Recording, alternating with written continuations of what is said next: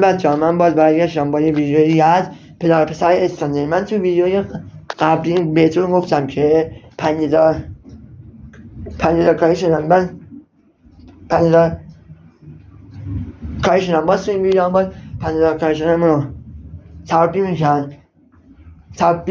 تبریک میگم. من گفتم اگه ویدیو بره بالا امروز میخوام از خرید کلا همیشه از نگه پیش میخوام کلا برم خرید، از خریدم یه ویدیویی براتون بذارم. پس لایک و